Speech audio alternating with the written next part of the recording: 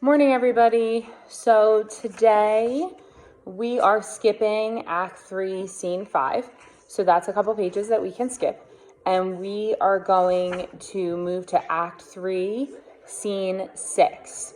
So remember in the beginning of the play when we met Lennox and I said, he's one of the king's men and basically his only purpose is to fill us in as the audience about what's going on. So this is one of those scenes. So it's just like Lennox standing on stage with the Lord and filling us in on what's been going on. So it's kind of like a time lapse in the movies.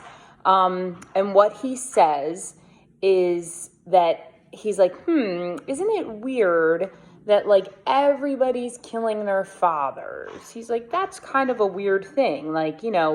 Because what Macbeth is claiming happened is that when Malcolm and Donalbain fled, Duncan's sons, that they were responsible for killing Duncan. And now that Fleance is gone and it's been discovered that Banquo was killed, Macbeth is now pinning that on Fleance, who's 11.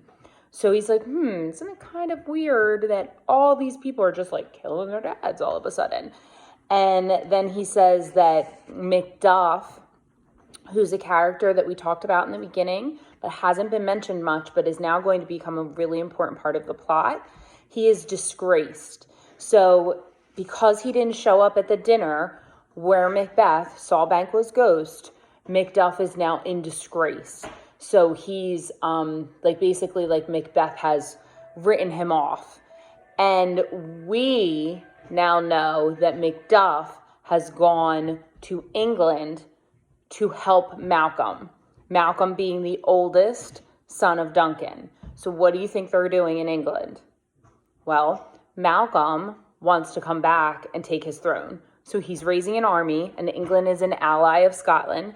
So he's over there raising an army, and Macduff has now gone over to help him do this. So we know that Macduff is not on Macbeth's side, and now Macbeth knows that too. So while he doesn't know that he went to England, as the king, he's like, this guy left, he didn't show up to my dinner, he's disgraced. And that was basically the worst thing that he could do other than having him killed, but he doesn't know where he is right now. So this scene is just merely a scene to let us know what's happening. So the things that he says is that everyone's killing their fathers, and he's like, isn't that weird? Macduff is disgraced, and Macduff has gone to England to join Malcolm. And then at the very end, Lennox says that he hopes that they return to their suffering country under a hand accursed, which means it's suffering under a tyrant's hand. So we know that Macbeth, shocker, is not a great king. And he's a tyrant and he's a dictator and he's having people killed. So that is the main gist of Act 3, Scene 6, which means we finished Act 3 this week. So what you guys are going to do is you're going to finish the questions and turn them in by Friday on Unified Classroom.